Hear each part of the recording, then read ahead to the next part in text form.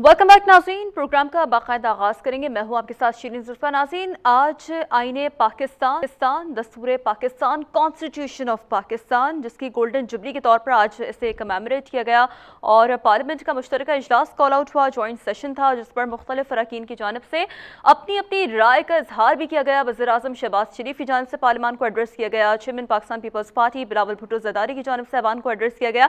बहुत ही अहम जो निकात आज के सेशंस में डिस्कस किए गए। वहीं पर आज पार्लियामेंट के इस मुश्तरका इजलास से supreme court practice and procedure bill भी मंजूर हुआ है और जिसमें मुल्क भर में बेवक्त इंतखाबात की करारदाद भी मंजूर कर ली गई है। जबकि जैसे कि पहले भी रवायात के मुताबिक ये देखने को मिला है कि पाकिस्तान तहरीक इंसाफ के अरकान की जानिब से बहुत ज़्यादा एहतजाज भी किया गया। स्पीकर के दायरे से घेराव भी नज़र आया है। वहीं पर जब शहबाज शरीफ की जानिब से ऐवान में इजहार ख्याल किया गया है तो बदस्तूर आमरीत के हवाले से भी गुफ्तगू की गई है। बिलावल भुट्टो ज़रदारी की जानिब से ये भी कहा गया है कि तहरीक अदम एतमाद के बावजूद भी अब भी साजिशों की लड़ी है, साजिशों की जो कड़ी है और उसका जो सिलसिला है वो अभी जारी है। यकीनी तौर पर आज 10 अप्रैल 2023 ये तारीख भी बड़ी अहम है क्योंकि 9 अप्रैल यानी कि आज से एक रोज़ पहले पिछले साल तहरीक अदम एतमाद लाई गई थी, जिसके बाद जो सियासी हालात हैं, जो मुआशी हालात हैं और जहां मुल्क आज खड़ा है नाज़रीन, वो हम सबके सामने है। और वहीं पर एक और अहम आज ये भी देखने को मिला है कि इदारे भी एक दूसरे से काफ़ी शाकी नज़र आ रहे हैं। चीफ इलेक्शन कमिश्नर की जानिब से स्पीकर कौमी असम्बली परवेज़ अशरफ को ख़त भी लिखा गया है और इलेक्शन एक्ट 2017 की शिक 57 और सेक्शन 58 में तरमीम की उनकी जानिब से तजावीज़ भी दी गई है। साथ साथ जो ख़त है वो बड़ा अहम है। उनकी जानिब से ये भी कहा गया कि इलेक्शन कमीशन की रेट को चैलेंज किया जा रहा है और बहुत सारे कुछ अहम निकात हैं जो उनकी जानिब से उठाए गए हैं। काफ़ी ज़्यादा वो खफा इस ख़त पर नज़र आ रहे हैं, इस ख़त के ज़रिए नज़र आ रहे हैं। तो इस प्रोग्राम में बहुत सारे अहम मामलात हैं जिस पर बात करने के लिए हमने दावत दी है। अब्दुल्ला गुल साहब है, तज़क्कार है, बहुत शुक्रिया सर, मशकूर है सर। राना एहसान शराफत साहब का साथ हासिल होगा, पाकिस्तान मुस्लिम लीग नून की नुमाइंदगी करेंगे sir. Welcome back, thanks to the show for joining us. And Firdous Shamim Naqvi साहब पाकिस्तान तहरीक इंसाफ की नुमाइंदगी करेंगे, अब से कुछ ही देर में हमें ज्वाइन करेंगे। बहुत शुक्रिया। सो अब्दुल्ला साहब, सबसे पहले सर गुफ्तगू का आगाज़ आपसे करना पसंद करूंगी। सर आज 10 अप्रैल 2023, आज से एग्जैक्टली अगर हम एक साल पहले चले जाते हैं सर, अगर कुछ थोड़ा सा मौशी अशारिये कहाँ खड़े थे सर, अगर वो आप मुझे इजाज़त दें, अगर मैं कंपेयर कर सकूँ। 180 का डॉलर था सर, वही डॉलर 280 पे खड़ा है। 150 रुपये लीटर पेट्रोल था, आज वही पेट्रोल 172 पर मौजूद है। शरह नमू जहाँ पर सर 6% थी, आज उसका कहीं अता पता नहीं है। और सर महंगाई जहाँ 12.5% थी, आज 45% है। सर ये वही मुश्तरका और ये वही 13 जमातों की हुकूमत थी जो महंगाई के खात्मे के लिए सर इक़्तिदार में आई थी। और आज जो मौशी तौर पर मुल्क जहां खड़ा है, सियासी तौर पर सर जो तसादुम हमें देखने को मिल रहा है, क्या कमेंट करेंगे सर? 9 अप्रैल 2022 से लेकर 10 अप्रैल 2023 तक का सफ़र सर कैसे कंक्लूड करेंगे, कैसे एनालिसिस करेंगे सर? बिस्मिल्लाहिर्रहमानिर्रहीम। बहुत शुक्रिया आपका। बड़ा ज़ाहिर है आपका दिल दुखी है और सबका ही दुखी है, ये कोई इसमें दूसरी राय नहीं है। लेकिन हर आने वाली हुकूमत जो है वो पिछली वाली हुकूमत से जो है बदतर साबित होती है। इसी से पहले अगर कंपैरिजन कर लें तो फिर जब जो उनकी PMLN की हुकूमत थी, शाहिद खाकान अब्बासी साहब, वो किस टाइम पे क्या डॉलर को कहाँ छोड़ के गए थे और उस टाइम पे फ्यूल की क्या प्राइसेस थी, तो ये भी हमारे सामने मौजूद है। ऐसी कोई बात तो नहीं है। और उससे पहले वाली हुकूमतों पे वही बात फिर एप्लीकेबल होती है। हाँ, ये बात ज़रूर है कि ये जो 13 पार्टियों का अखट है, ये तो it turned out to be a fiasco. मेरे ख्याल में ये एक तो डिज़ास्टर था, ये तो इसने बेड़ा गर्क करके रख दिया। और सच्ची जो बात है कि चूँ चूँ का मुरब्बा बन के सामने नज़र आ रहे हैं और मुल्क का बेड़ा गर्क होकर रह गया। सियासत खेली जा रही है, गरीब का कोई हाल नहीं है। मैं हमेशा ये कह रहा हूँ कि खुदा के लिए, इनका नारा तो ये था कि वोट को इज़्ज़त दो। ये तो मैं अभी इनसे रिक्वेस्ट करूंगा कि आप आवाम को इज़्ज़त दो, गरीब आदमी को इज़्ज़त दो, 2 वक्त की रोटी दे दो। लोगों आटे के लिए जाने दे रहे हैं। आपने 85 जो है रुकनी काबीना जो है वो बना के रख ली है। क्या 85 वज़ीर क्या कर रहे हैं? कई ऐसे तो वज़ीर हैं जिनका कोई पता ही नहीं है कि उनको वजारत कौन सी दी गई है। तो ये हो क्या रहा है? इसका मतलब यह है कि बिलावल भुट्टो साहब जो है वो तो मुस्तकिल गैर मुल्की दौरों के ऊपर ही रह रहे हैं और अपना जो इमेज है वो उसको बिल्ड कर रहे हैं।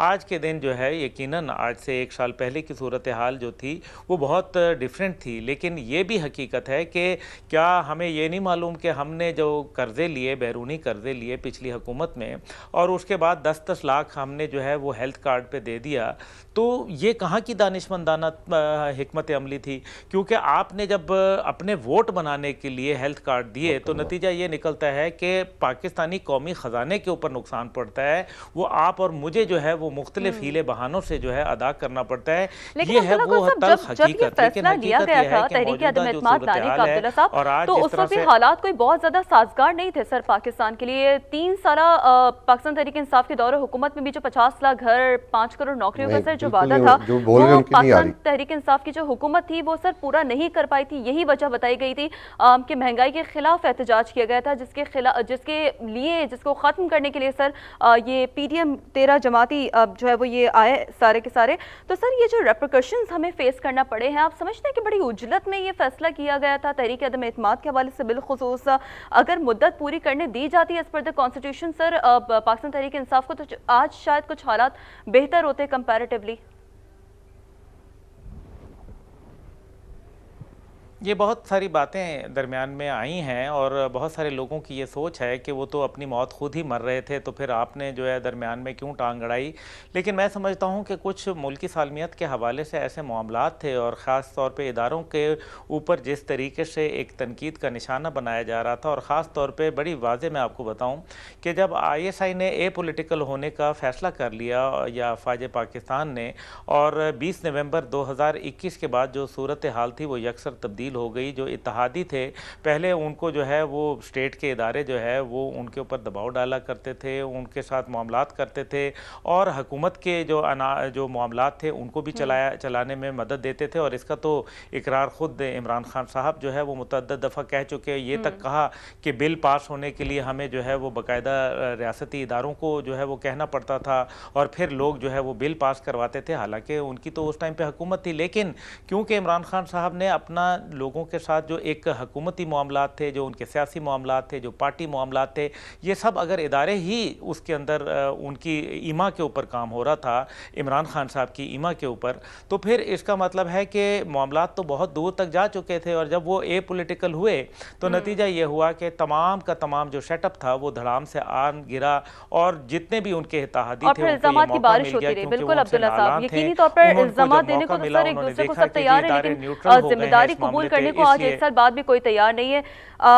शराफत साहब हमारे साथ मौजूद हैं, उन्हें भी शामिल गुफ्तगू करते हैं। शराफत साहब, सर अभी तक सर 1 साल हो गया है सर PDM को हुकूमत में आए हुए, आप लोग की पार्टी सर हुकूमत में है सर। मजीद अब कितने टाइम तक सर इस वक्त जो अब माशी सूरत हाल है उसका जिम्मेदार आप इमरान खान की हुकूमत को ठहराते रहेंगे? क्या अब सर इस वक्त स्टांस है PMLN का बिलखुसूस अब आगे माशी तौर पर पाकिस्तान को मुस्तहकम करने के लिए?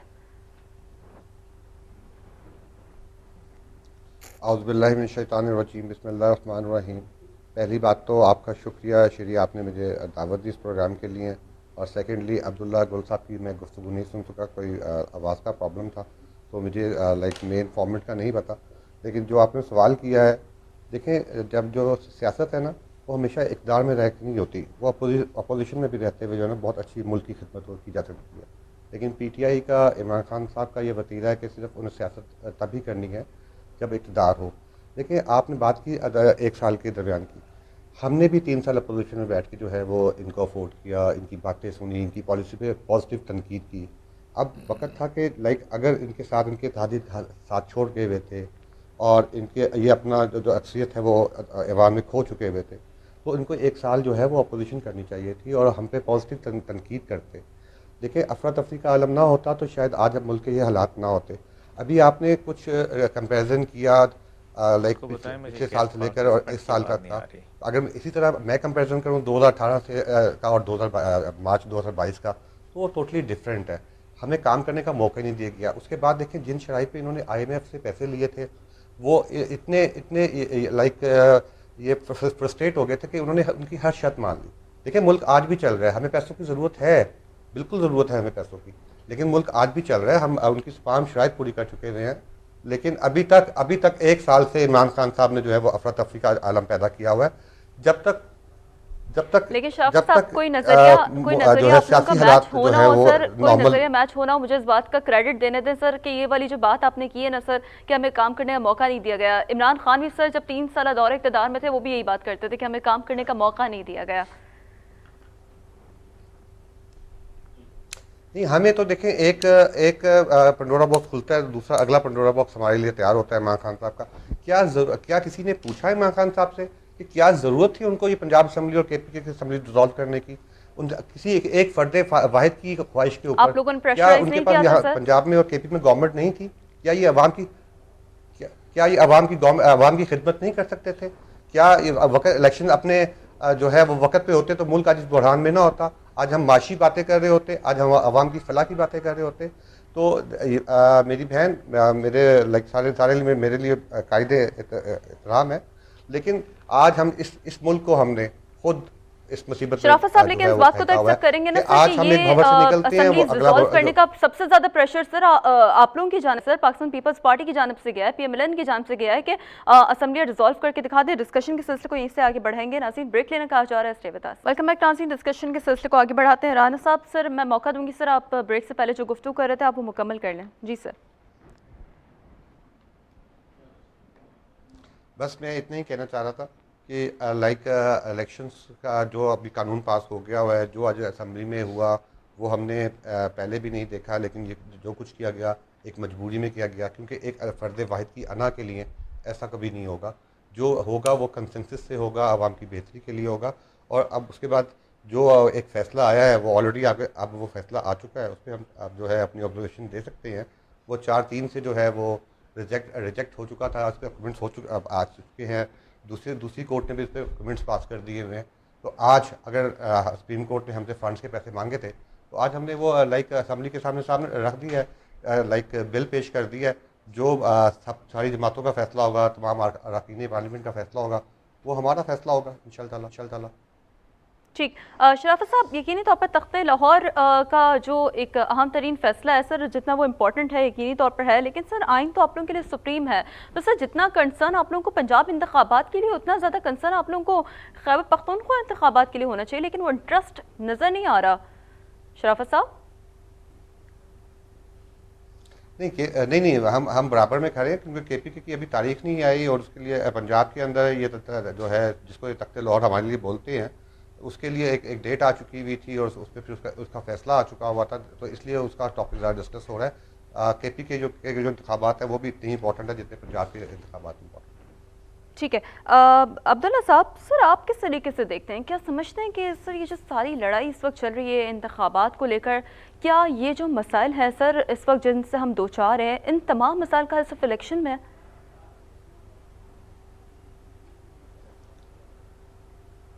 देखें, जो मौजूदा सूरत हाल है वो तो बड़ी अजीब व गरीब है। यानी कि किसी गरीब के बेहतरी के लिए, जैसे आपने शुरू में कहा कि वो घरों के लिए, वो बेरोज़गारी के लिए, वो कोई नौकरियों के लिए, वो कोई मुल्क की मईशत को बेहतर करने के लिए कोई रोड मैप किसी के पास नहीं है। ये एक हकीकत है, लेट्स एक्सेप्ट इट।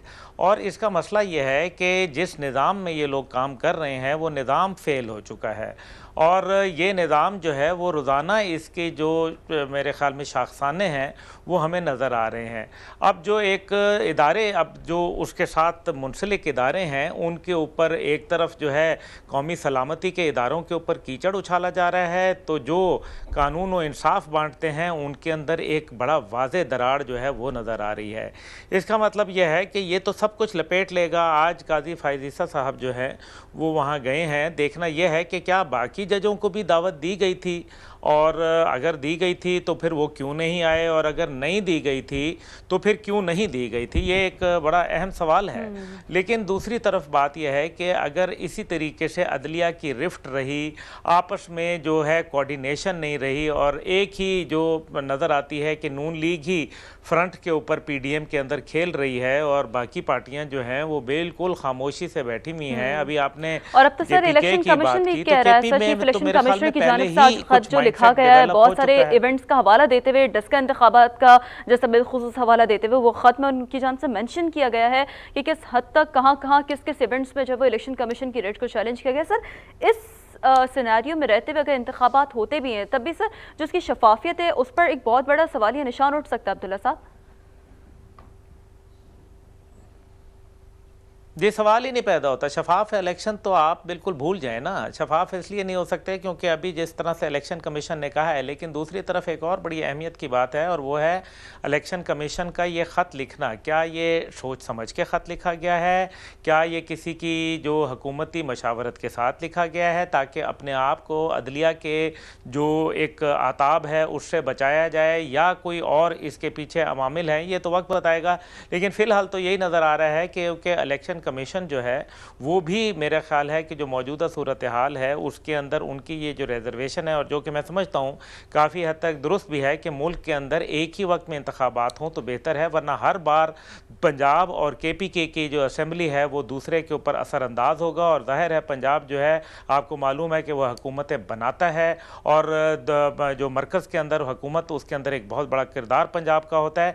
ऐसी सूरत हाल के अंदर जो है बहुत मुश्किल हो जाएगा। फिर इसका मतलब है कि आने वाली कोई भी हुकूमत चाहे वो PTI की हो या PDM की हो, अगर लेट से कि पंजाब में PTI हुकूमत बनाती है तो PDM वाले एतराज़ उठाएंगे कि वो इलेक्शन शफाफ नहीं हुआ, और अगर वो PDM की हुकूमत वहाँ बनती है तो वो कहते हैं कि जी PTI वाले उस पर एतराज़ उठाएंगे। यानी कि एजिटेशनल पॉलिटिक्स जो है उसका रुझान बढ़ता हुआ नज़र आ रहा है बजाय घटता हुआ। और मैंने आपको गुजारिश की कि इदारे चाहे वो इलेक्शन कमीशन का हो, वो कानून नाफिज करने वाले हों, या वो आपके अदलिया हो, वो तीनों मेरे ख्याल में इस टाइम पे उनके ऊपर जिस तरह से तनकीद और जिस तरह से कीचड़ उछाला जा रहा है, ये किसी भी महज़्ज़ब माशरे के अंदर ऐसा नहीं हुआ करता।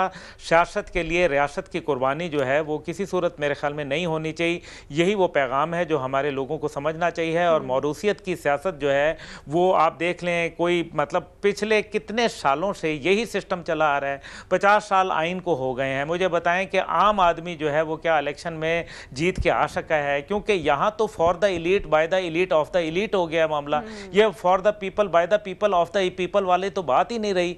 तो फिर ये मामलात किस तरफ जा रहे हैं? ये कौन सी जमहूरियत है? अगर ये जमहूरियत है जो कि बदतरीन आमरियत है मेरे ख्याल में, तो फिर आप मेरे ख्याल में इसके ऊपर फैसला कर लें कि हमें एक नए सोशल कॉन्ट्रैक्ट की ज़रूरत है, एक नए निज़ाम की ज़रूरत है जिससे आम आदमी को रिलीफ मिले। क्योंकि आम आदमी ये देखता है कि गरीब के लिए इंसाफ के तकाज़े फ़र्क हैं, अमीर के लिए फ़र्क हैं। गरीब के लिए कानून तब्दील हो जाते हैं, अमीर के लिए तब्दील हो जाते हैं। ऐसे सिस्टम में पाकिस्तान जो है वो आगे फ्लरिश नहीं कर पाएगा।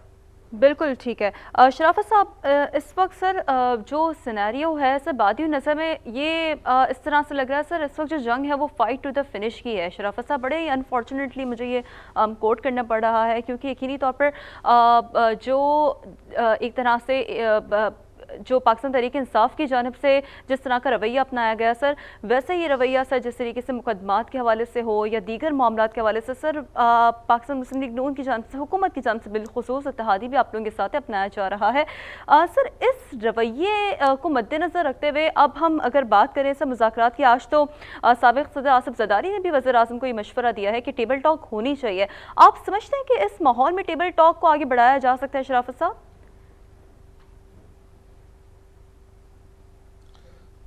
देखिए, मेरे बड़े भाई हैं अब्दुल्ला भाई, इन्होंने हमारे पॉइंट की जो है खुद तशरीह कर दी है कि अगर इस कंडीशन में हालात जो इलेक्शंस होंगे तो क्या PTI उसको जो है उसको कबूल कर लेगी।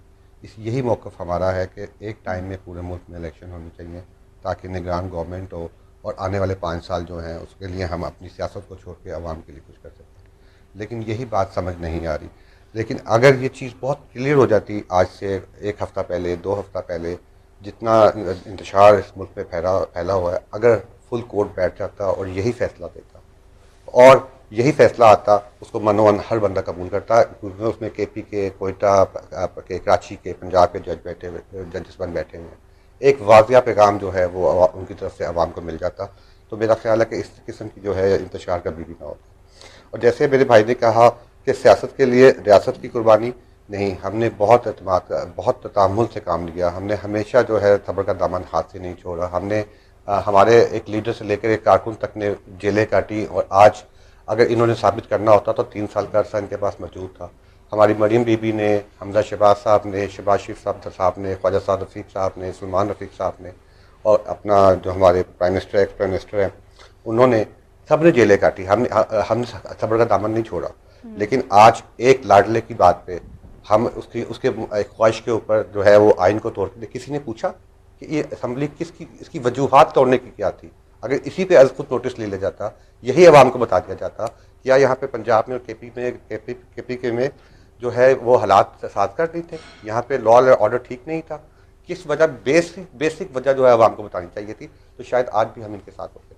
बाकी रहेगी मुज़ाकरात की बात, हमने हमेशा मुज़ाकरात की बात की है, हमने तो लाइक माशरे पे भी मुज़ाकरात की ऑफ़र किया है, लेकिन हाँ, मुज़ाकरात से पहले कभी ज़िंदगी में जो है वो शराइत नहीं होनी चाहिए, क्योंकि मुज़ाकरात आप टेबल पे बैठते हैं, आप एक दूसरे की सुनते हैं और किसी मुंतकी अंजाम पे पहुँचते हैं। लेकिन अगर उससे पहले शर्त होगी कि इस बात पे शर्त होगी, तो फिर वो तो लाइक एक लाडला जो है वो अपनी ख्वाहिश का इजहार कर रहा है और मैं ना मानूँ की जो है बात वो पूरी हो रही है। और आप को यकीन माने, आप भी लाइक बहुत इल्म रखते हैं, मुतअद्दिद बार जो है वो इनके साथ हमारे मुज़ाकरात बैकडोर चैनल से चले हैं, वो आते हैं, बातें सुनते हैं और जाके पीछे जाके ना कर देते हैं। जब तक इमरान खान साहब खुद जो है वो इस मुज़ाकरात की टेबल पे नहीं बैठेंगे, वो जो भी फैसला होगा मौके पे नहीं होगा। इम्पोर्टेंट बात की बस आपने बैकडोर मुज़ाकरात की, इन राब्तों की, सर ये यकीनी तौर पर हम चाह रहे हैं कि इस पर भी थोड़ी सी रोशनी डाल सकें। ब्रेक लेना कहा जा रहा है, जब ब्रेक से वापस आएंगे तो गुफ्तगू नाज़रीन यहीं से ही आगे बढ़ाएंगे। Stay with us. Welcome back नाज़रीन। अब्दुल्ला गुल साहब, जिस तरीके से शराफत साहब की जानिब से ब्रेक से पहले बड़ी एक अहम गुफ्तगू की गई थी बैकडोर मुज़ाकरात और राब्तों के हवाले से, जिसमें यकीनी तौर पर सर ख़बर तो मेरे पास है जिसकी तस्दीक या तरदीद सर आप भी जर्नलिस्ट कर सकते हैं कि ऐसे माहौल में कोशिश की जा रही है बिलखुसूस पाकिस्तान पीपल्स पार्टी की जानिब से कि कुछ टेबल टॉक हो जाए। आज ज़रदारी साहब ने ऐवान में भी सर ये बात की है, लेकिन इस वक्त सर जो डिस्क्रिमिनेटिव फेज़ नज़र आ रहा है PMLN के हवाले से, हुकूमत के हवाले से और पाकिस्तान तहरीक इंसाफ में कि जी सेकेंड टियर लीडरशिप से बात होगी, इमरान खान से बात नहीं होगी, जब इमरान खान जब तक कौम से माफ़ी नहीं मांगेंगे उनसे बात नहीं हो सकती। जब इमरान खान से सवाल किया जाता है टेबल टॉक के हवाले से, वो कहते हैं जी नो कमेंट्स। सर अब्दुल्ला गुल साहब क्या समझते हैं इस हवाले से? समझते हैं कि अब चूंकि टेबल टॉक वक्त की अशद ज़रूरत है, तो उसमें पाकिस्तान पीपल्स पार्टी का किरदार भी बड़ा अहम हो गया है?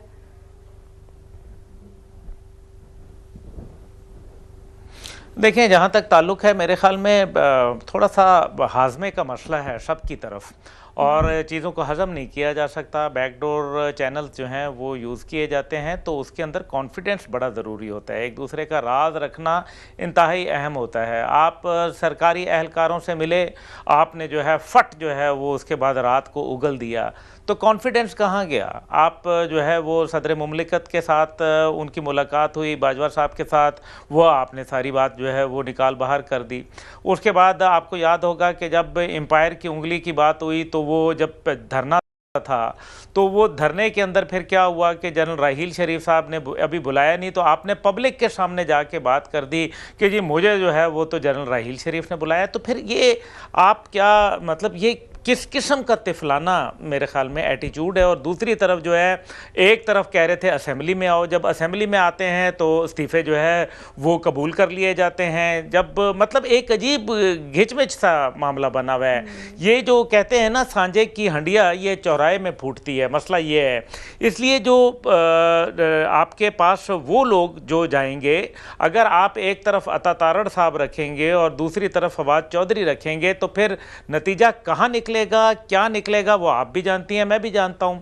अगर लीडरशिप खुद सिंसेयर है, तो आप आज दुश्मन के साथ लोग बात करने के लिए तैयार हैं, भारत के साथ, इसराइल के साथ लोग गुफ्तगू करने की बात कर रहे हैं, लेकिन नहीं कर रहे तो आपस में एक दूसरे के साथ बात नहीं कर रहे। ये क्या कर रहे हैं? ये कौम को क्यों खुदारा तफरीक का शिकार कर रहे हैं? हमने अभी परसों दिफाए पाकिस्तान कौंसिल के इजलास में मैंने तजवीज़ रखी, क्योंकि मैं बतौर कोऑर्डिनेटर वहाँ था, मैंने ये कहा कि जी हम कोई मफाहमत का किरदार अगर अदा कर सकते हैं, तो हम दीन और सुन्नत की रोशनी में, कुरान की रोशनी के अंदर जो है पाकिस्तानियत के हवाले से हम एक किरदार अदा करने के लिए तैयार हैं दोनों तरफ। लेकिन मैं ये समझता हूँ कि इस टाइम पे ज़बानी जमा खर्च जो है वो तो चल रहा है, वो तो आप ठीक है जी कि हम जो है वो बातचीत के लिए तैयार हैं, लेकिन actually look busy do nothing वाली बात है। इसके अंदर से नतीजा कुछ नहीं निकलना चाहते। ये सियासी महाजराई है, ये एक फसाद का जो है वो रुख इख्तियार कर गई है, इसने कौम को तकसीम कर दिया है, इसने कौम को जो है किसी तरफ नहीं छोड़ा। सोशल मीडिया के ऊपर झूठ सच गुफ्तगू जो है वो चल रही है। एक अफरा तफरी, एक नफसा नफसी है, एक गाली गलोच की सियासत है। ये आपको बहुत खतरनाक पड़ेगी, बहुत महंगी पड़ेगी, और इसमें कैजुअलिटी जो बनेगा वो पाकिस्तान बनेगा, खुदा और न अवाम खास्ता, और बनेंगे पाकिस्तानी पाकिस्तान के। कौम, जो Absolutely, गरीब सर। कौम, जो पहले ही जो है वो रोटी रोशनी और रोजगार के अंदर फंस गए हैं, वो अवाम बन जाएंगे। Absolutely sir. शराफत साहब, सर जो इस वक्त एक बयानिया सर पाकिस्तान तहरीक इंसाफ की जानिब से सामने आता है जब इंतखाबात की बात होती है, वो ये कहते हैं आप लोग राय फरार इख्तियार कर रहे हैं। सर थोड़ा सा हमें समझाइए ना कि इस वक्त जो तूल बढ़ती जा रही है सर, इस तबालत का आप समझते हैं कि PMLN को फ़ायदा होगा? कोई सर दूरस नताइज आपको दिखते हुए नज़र आते हैं क्या? मैं अब्दुल्ला भाई की बात को आगे बढ़ाऊंगा कि ये माहौल डेफिनेटली अफरा तफरी की तरफ जा रहा है। सोशल मीडिया पे झूठ पे झूठ बोला जा रहा है, लेकिन क्या अब्दुल्ला भाई को याद है कि 2018 से जो है वो ये कुछ तू तरा की सियासत शुरू हुई थी। मैं यूनाइटेड स्टेट में बैठ के नवाज शरीफ का AC बंद कर दूंगा, मैं फलाने को जेल में डाल दूंगा। हमने बाहसीत कौम, बाहसीत अपोजिशन, हमने सारे जुल्म सहे। आज वो जब सिर्फ सवालों का जवाब मांगा जा रहा है, तोशाखाना का जवाब मांगा जा रहा है, फॉरेन फंडिंग का जवाब मांगा जा रहा है, तो उसके लिए आज इतना शोर शराबा कि हर बंदे के दिल में तकसीम होती है, कौम तकसीम और होती सर है, ये कौम गंडापुर की जो जो है गिरफ्तारी हो गई, फिर इसके बाद जो उनके अपने सोशल मीडिया हेड की से गिरफ्तारी है, वो भी थोड़ा कोट करें ना शराफत साहब। वो तो उनका तर्ज एक तरीके से हुकूमत था, ये बात तो एक्सेप्ट करते हैं पाकिस्तान तहरीक इंसाफ की जानिब से, लेकिन वही चीज़ सर आप लोग की जानिब से भी तो रिपीट की जा रही है। जो गैर ज़रूरी मुकदमात बनाए जा रहे हैं, इस पर तो पाकिस्तान तहरीक इंसाफ यही मौक़िफ़ अपनाती है कि आप लोग तो इस बयानी के साथ नहीं आते। ये तर्ज अमल PMLN का कभी नहीं रहा है। नहीं बिल्कुल भी नहीं रहा। लेकिन देखें, लाइक जब तक आप वो चपेड़े मारते रहे और हम चपेड़े सहते रहे, ऐसा तो अब कभी नहीं होगा ना कि वो एक गाल पे चपेड़ मारे और हम दूसरी गाल लाड लेके आगे कर दें। तो ऐसा तो बिल्कुल भी नहीं होगा। बाकी रहेगी बात इलेक्शन की, मुज़ाकरात की। देखिए आज भी इमरान खान साहब टेबल पे आए, हमारे भी कायदीन आके टेबल पे बैठते हैं और हाँ फैसला करें, इन सब के फैसला करके उठेंगे हमने इलेक्शन कब कराने हैं, कैसे कराने हैं। मरदमशुमारी हो रही है, कंसेंसस हो रहा है। लाइक उसके बाद आपको पता है कि जैसे फाइनेंशियल पोजीशन है, अभी तक IMF की किस्त नहीं आई हुई है, उस पर बैठ के डिस्कशन करें। फिर सिक्योरिटी के हालात देखें आप, जिन हालात में जहाँ अपना इमरान खान साहब बैठे हुए हैं लाहौर के अंदर, जिन हालात में वो अदालतों में पेश होते हैं, जिस किस्म की सिक्योरिटी वो मांग रहे हैं, जिस डब्बे में वो बैठ के वो पेश होते हैं अदालतों के अंदर, तो इसका मतलब है कि वो यहाँ पे सिक्योरिटी के इश्यूज़ भी हैं। तो ये फाइनेंशियल और सिक्योरिटी के इश्यूज पे बैठ के बात कर लेते हैं और फिर उसके बाद जो फैसला होगा वो उसको मनोवन कबूल कर लेते हैं। और बशर्ते ये है कि वो भी कबूल करें और हम भी कबूल करें without any condition. Sir Punjab इंतखाबात की तारीख आ गई है शराफत साहब, तो ये बताएंगे सर बजट कब तक रिलीज़ करें आप लोग इंतखाबात करवाने के लिए? बहन वो हमने आज एक बिल पेश कर दिया है अपना पार्लियामेंट के आगे, कि अब अपना सुप्रीम कोर्ट साहब ने हम हुक्म दिया है इतने 21 अरब का तकरीबन, तो उसका जो भी फैसला होगा वो बिल जो है वो किसी कमेटी के सुपुर्द हो चुका हुआ है। तो कल परसों में उसके बारे में वोटिंग आ जाएगी और उसकी तफसील जो है हम सुप्रीम कोर्ट में जमा करा देंगे। इसी तरह 17 अप्रैल को हमने सिक्योरिटी का जो है वो प्लान जमा कराना है, तो वो भी हमारी निगोसिएशन चल रही है। तो इदारे आपस में बातचीत कर रहे हैं, तो उसका भी हम 17 अप्रैल को इंशाअल्लाह वो जमा करा देंगे। अगर सुप्रीम कोर्ट ने हुक्म दिया और लाइक ये हुक्म रहा तो इंशाअल्लाह हम 14 कराएंगे। ठीक है, ठीक है। बहुत राना एहसन शराफत साहब हमारे साथ मौजूद थे PMLN से, और नाज़रीन आज के प्रोग्राम में साथ हासिल था अब्दुल्ला गुल साहब का। आप दोनों हज़रात का बहुत शुक्रिया नाज़रीन। के साथ ही आज के प्रोग्राम से फ़िलहाल इतना ही, इजाज़त दीजिएगा। अल्लाह हाफ़िज़।